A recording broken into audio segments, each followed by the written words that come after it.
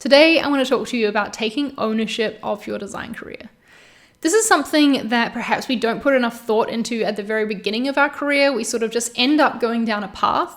And if we don't stop and think about it and plan for it, plan what we want to get out of our design career, we can end up sometimes in a path that we're not totally happy with. So that's what I want to talk about today, taking ownership, thinking about what you want from your career, and how to go out there and get it. Now, to start things off, I just want to make note that there is a limit to what we can control when it comes to going after the career that we want. Unfortunately, in the tech industry in particular, a lot of biases still exist and people are discriminated against based on the color of their skin, their religious beliefs, their gender. This still happens. It's terrible. And if that's something that's affecting you in your career and that's what's holding you back, the problem is not you. The problem is the company who is discriminating. Through and through, that's a problem they need to solve. And unfortunately, there's not much you can do about it. They need to be making that change. And people with privilege in the industry, we need to be educating those people on why they need to make that change. I just wanted to make note of that right at the start, because I think when we're talking about motivational, go after the life you want type of content, we need to recognize that some people are playing in a different field and we don't all have the same opportunities available to us, unfortunately. With that said, let's focus on talking about what we can control. We can control our own learning and our own development. We can control the way we act within a company as creative professionals. We can control our intentions and figuring out what it is we actually want from our career. Now, to talk through all this, I had a chat with a new friend of mine, Amanda Worthington. She is a co-host of the UX Hustle conference, which is a career conference for UX designers. So all the talks at this conference are around your UX career and how you can build it up to be in the place that you want to be in. I'm going to be speaking at this conference, so if you're watching this video on the same week that it's uploaded, you should definitely buy a ticket and come along. I have a link that'll be in the description where you can get 40% off a pass. It's going to be great. I'm really excited to give my talk and to help some designers out with self-promotion. But anyway, let's get into my chat with Amanda about how designers can take ownership over their careers. So joining me now, I have Amanda with me, who runs the UX Hustle conference. And UX Hustle is a career conference, right? It's all about your UX design career. And so I thought that Amanda would be perfect to talk about this topic with. Do you want to introduce yourself to the people, Amanda? Sure. Yeah. So I'm Amanda Worthington. I am the co-host with Sophia Prater for UX Hustle Summit. And I'm actually taking over the UX Hustle podcast as well. And so I've been in UX for the past 2 to 3 years. I was an engineer before. I went into software consulting and then ultimately transitioned my career into UX design. Cool. That's really exciting that you've had all these careers before UX design. Yeah, it's been a journey for sure. Can you tell me a little bit more about the UX Hustle conference to start with? Because from what I know of it, it was started to help designers with exactly this problem that we're talking about, right? Of taking ownership of your own design career. Yes. And so when Sophia started it, it was like, there aren't any other career-oriented conferences for UX. And a lot of the conferences focus on those hard skills, on how to design, how to up-level your career in that way of very skills-oriented. And this was, there's so many people coming into this industry, but then it's like, now what?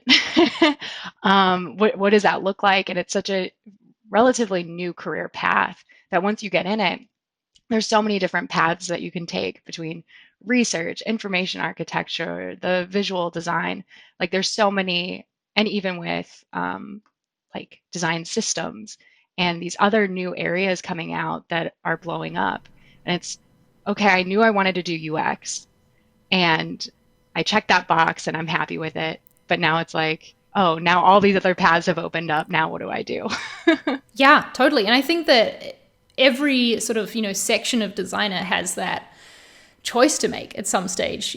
Myself as a web designer, I started off as a graphic designer even, and had to make that choice that I wanted to transition those graphic skills into web. And from there, choosing to focus on being a marketing designer in tech. There's all these little niches throughout design that people can choose. What would you say is one thing that, or a couple of things if you want to share, that hold designers back from having the kind of career that they want? What are the main issues that you see them running into? Yeah, I mean, I think one thing that when I've talked to people about, what where they see their career going or what they want to do, there's this anxiety around, I don't want to pick the wrong thing. I don't want Yes. to Oh my pick gosh. and then be stuck.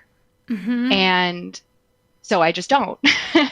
And then you're kind of left with this generalist approach, but it's limiting in some ways of if you're looking at everything, how deep can you really get? And Yeah. how do you figure out, well, I'm super interested in this one area, let's just go all in on it. That's scary. Um, and also, I think in a lot of these enterprise companies, things get really complicated really quickly.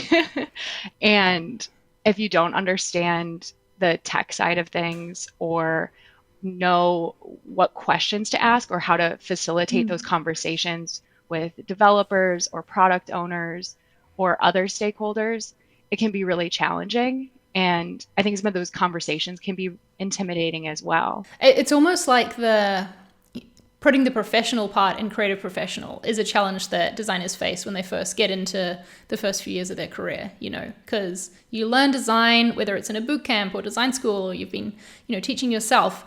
That's when you're learning to be the creative and you're learning those creative skills. But then you get put in the workplace and you've got to learn this professional side of like, how does a company function and all the different parts, and it does get complex really fast, you're right. And I think one thing that I've come to realize as I've been sort of like coaching, mentoring designers throughout the year is that we need to be our own best advocate for our own design career, that we can have coaches, we can have mentors, we can have people like sponsoring us and suggesting us for certain things, but at the end of the day, we have to believe in ourselves the most.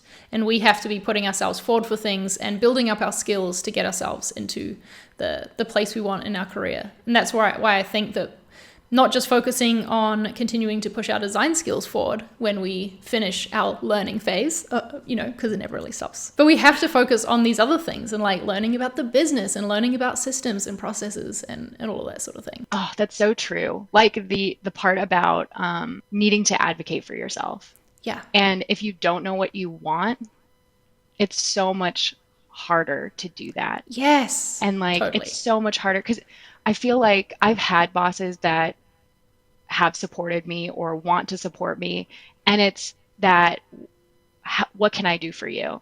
And it's if you don't I have an don't know. answer to Yeah. that, it's a missed opportunity. Yeah. Versus if you can say, well, we don't have a research team, and I think that we really need to put more focus on that. And I think I'm the person to do it. And then it's okay. Let's put a plan in place. Let's figure out how to make that happen. And things move so much more quickly when you can tell somebody what you want. And I don't think it has to be limiting. It's even just this might not be the right time, but I want to put it out there that this is what I'm really interested in. And if an opportunity comes along, think of me. Yeah. Because no one else is probably saying that and speaking up for themselves and letting them know what to do. And it just makes it easier for the other person too. Absolutely. It makes it easier for people to put you forward for opportunities and to advocate for you when they know what you're advocating for yourself. It can be hard to figure all that out, though, especially when you're getting started. And like we talked about, there's just so many different directions you can go in. And so, what's some advice you have for people to figure this out? Like, how do you advise people do it? Gosh, I mean, well, come to the UX Hustle Summit. But it's funny because a lot of the speakers that are speaking at UX Hustle are people that have helped me in my career of, how do you figure out what your strengths are? And what does success really look like for yourself? And one of the things I've been thinking about is, you are the user of your career. Oh, Like we I love think, that. Okay, tell me more about this. well, I think as UX designers, we're taught so it's so ingrained in us that, you are not the user, that you need to go outside of yourself to get those other perspectives, to think about the product, the problem, the solution from other people's perspectives. I think that's a big reason why people don't want to pick one thing. It's like, I want to test out all the different things and see, how other people respond to that. And really other people don't matter when it comes to your career. Like if it's what you really enjoy and what you're really good at, and like what does that mean for you? And so many of the answers are just in you. It's just asking yourself the right questions. It's, the research and discovery phase is self-discovery and self-reflection and self-research. So I think that's a really big um, place to start. Totally. Like applying your design knowledge to your career and going through that process, but with yourself as the problem that you're solving, I Mhm. suppose. Yeah, Yeah, totally. exactly, exactly. Because I think it's so funny because you are so close to the problem. Like you are too close because it is you. And so you're not Yeah. asking the right questions, the things that aren't obvious to you. Like, I don't know. I think it's so interesting when you don't necessarily know what your strengths are because you're just so close to it that you're just doing the day to day. And then it's, well, what do I really like doing? Where do I lose time because I'm just so in flow with what I'm doing? And how do you pay attention to that? Yeah. Or like you said, you consider your strengths as the things you see reflected back from other people, and you don't Hmm. stop and ask yourself what you think they are. You just, take it on from what other Yes. people have said. Yeah. I would say that a way that I best figured out what I want from my career as well is through looking at and learning about the careers of other designers. What are people doing? What even options are out there? I've heard from a lot of people that my channel has like been the reason they know that marketing design is a role that exists within companies in tech. And so that's been exciting for me. So we have to be doing that, right? Looking out there at what's around, networking, meeting people, hearing their stories will tell us what's an option for us. Absolutely. And I even outside of, the industry, I think it's really interesting of, what is, how can you pull different things from other areas? And I think it's cool when, that's why I'm a conference junkie myself of like I love going to events and I love listening to other people talk about like their inspiration and motivation because different things come up for me when I hear those stories Yes, and I look at things in a different way. And I think that's such a powerful uh, experience. And so that's what I'm totally. excited about for this weekend. Yeah, I'm excited for it too, and I'm excited to honestly find that a conference like this exists because the like transformational like talks that make you really do some deep introspection, self-reflection, those are my favorites to go to at a conference, and I will always pick those over the like let me teach you a hard skill any day. Mhm. For me personally, it's because I learn best that hard skill approach when I can follow along myself or like take an assignment and try and do it. I don't learn that sort of thing by just people talking to me about it. Right. But I get super inspired by anything sort of transformational or hearing about challenges that someone else has overcome. And it just like, I don't know. Whenever I'm at conferences hearing a talk like that, I'm like in my notes app on my phone, jotting down not only things they're saying, but the things that it's making me think about as well. And some of my Yes. like best, light bulb moments have come sitting like frantically trying to type to get the thought in conferences while listening to a speaker like that. Yeah. Yes, I love that. I always think that's the best way to experience a conference like that too, is having like the notes, but then it's also like the random ideas that are coming to me that are inspiring me, like Yes. a podcast, like an event, like all of those things, especially when you're super motivated and there are things that maybe you wouldn't normally say out loud or you wouldn't normally let yourself want or think about or like what would it mean if I got into marketing design, like what would that look like, and you Yeah. let yourself down that path a little longer than you normally would. Because you're in a space that's sort of encouraging that sort of thing. Yeah, Yeah, which is really yeah. fun. What about your own UX career? So we heard before that you've had like, this journey to get into it. What helped you decide to go for it in the end, and to pick like, the path in UX that you've chosen? Yeah, so I was a software consultant and I knew it wasn't what I wanted to do forever. I was traveling Monday through Thursday, every week basically, which I loved. I loved my clients. I loved what I was doing to an extent, but I knew it wasn't everything. I loved the problem solving, but when I would talk with my clients, they were running into the same problems over and over and over again. I was like, man, I just want to solve solve their problems once and for all instead of putting these band-aid solutions on it. And I started taking web design classes online. I thought it was great, but I was also kind of like, how do people pick colors and pick layouts? They just pull them out of the sky. Like, I don't know if this is, how this really works. And I stumbled upon UX and like saw some articles about it and what the process was like. And oh, this is the scientific method. Like, this is so similar to the processes I would use when I was doing engineering that it just made so much sense to me. It was, oh, we write down our assumptions. We question our assumptions. We ask the right questions. So then I continued to do web design, continued to work on different projects, and I applied at General Assembly and like just went all in for it. That's exciting, Amanda. Congrats. I'd love to have you back sometime to talk more about the General Assembly, because it's a boot camp, right? Yes. Yeah, it is a boot camp. People constantly ask me about that. I didn't do it myself, so I cannot comment on it. So let's have you back some other time to talk more about that. Yeah, definitely.